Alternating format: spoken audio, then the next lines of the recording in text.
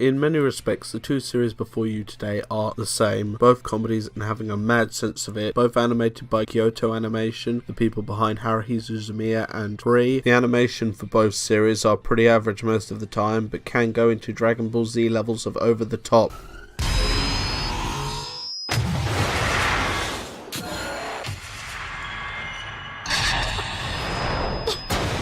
Both have large casts of characters, with them all getting varying degrees of focus. But today I wanted to look at what these shows did well and which did it better. On the side of Nichijou, we really don't have any one main character. Well, there's Yuko, Mio, Mai and Nano as 4 schoolgirls living the most insane school life ever. But there's the professor who built Nano. Yeah, she's a robot. They pretty much have the character types for the gags. Like Mio is insane, Mai's an emotionless prankster, and the professor loves sharks. But there are more side characters and they all get into insane situations for the comedy, but I'll get back to that later. On the side of Maid Dragon we have Miss Kobayashi and Toru, the normal computer worker and drinker with her dragon maid. The characters in this series interact based on normality versus the insanity. For example, Kobayashi has an ordinary life before she meets Toru. She got up every morning, went to work, drank, and repeated the next day. After she took Toru on as a maid, she had to deal with all the trouble of having her. Like how Toru uses her magical dragon powers in order to fix everything.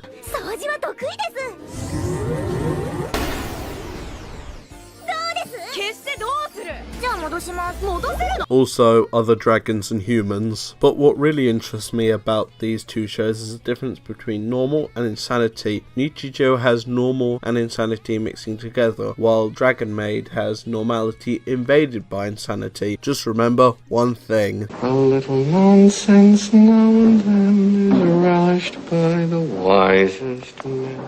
Like, say, Miss Kobayashi opening her door to see a dragon.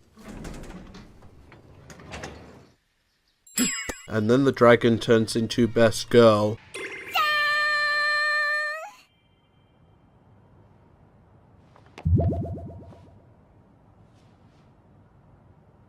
While with Nichijou, how does Yuka order a coffee?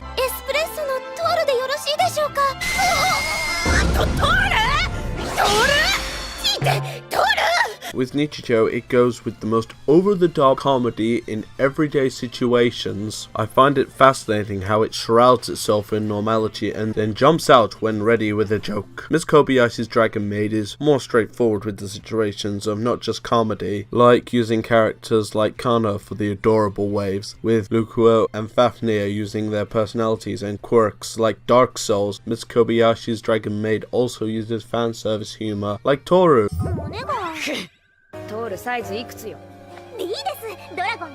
And Lukuo, extra thick! You know, never a bad thing. As said before, the characters in Nichijou also add a lot to the show's comedy, like Mai and her quiet yet prankster attitude. For example, this scene where she messes with Yuko.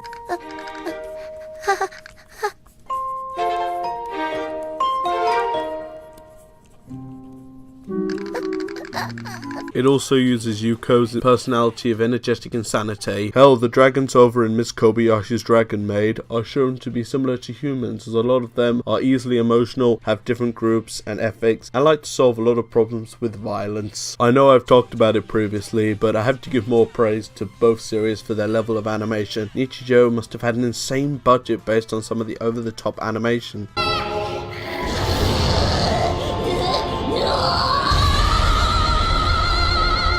Miss Kobayashi's Dragon Maid is pretty standard like Nichijou, but also has mad spikes of animation. To conclude, which do I prefer? I love them both, but for similar and yet different reasons. I love the characters and the comedy, though I'd recommend Nichijou first as it's so different from anything else I've seen before. Miss Kobayashi's Dragon Maid is a more common series, but still really damn good. Also, go watch Azumanga Daioh! If you like this video, please give it a like and subscribe for more content from yours truly.